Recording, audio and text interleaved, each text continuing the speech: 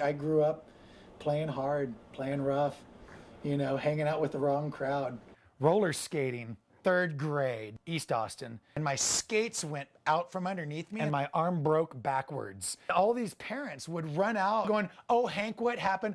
"Oh my God." And they'd turn around and run back inside. I started hanging out with the bad kids. At that time, ecstasy was legal. I was a passenger in the front seat and I went out the back window. Feel this open piece of scalp on the concrete on a mountain of cocaine. I had my little girlfriend, I was giving her a wham, nailed myself so hard. It's called a horseshoe procedure. It's when they don't have time to put a plate in your head. I can do most things drunk. A 4-day jury trial. Look at my leg! The infection kind of ran around my bloodstream. Putrid smelling rotten blood. I mean, it looked like a freaking soccer ball with toes coming out of it. And she picks up one of those rotary dial phones. It hits me right in the ear, man. Pulsatile, arterial red spurting blood. First time ever ice climbing. And I got 9 stitches. And we were just like 2 schlubs that were like, "Hey, you do the crack pitches, I'll do the face pitches." And we've got this little sketchy drawing that just says Southern Belle. Just hand drawn, 12DX. If you ever see the south face of Half Dome, there's a lot of room to get lost up there. I'm just like looking.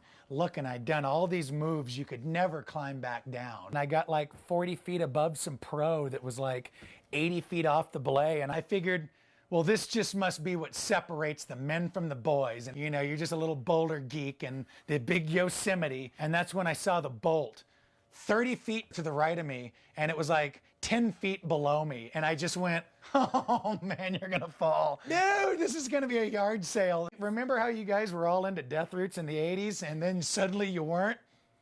Right here, I did it. My chute opened backwards and I barely had time to go, "Fuck," and then boom! Sitting there next to a bed going, "Dude, you're back inside the building." It was just the biggest mind fuck I could imagine. I'm like whitewashed in blood. And so I just went to the elevator, punched the button, and this guy got off. And he goes, "Whoa." I go down into the lobby, took all my stuff off, handed it to this bellhop kid, and I told him I'll be back for that in a week or so. And he's like, "Wicked." All I can see is a cop car, fire truck, cop car, ambulance, Channel 7 News. Very much got caught. Handcuffed me to a gurney, naked, and stuck 250 stitches in my body. I'll never forget her name, Dr. Tammy Shields. She starts popping on this purple rubber glove. And she's like, "I'm sorry, we gotta test you for internal bleeding." And then she like lubes up a finger. And I'm like, "No way.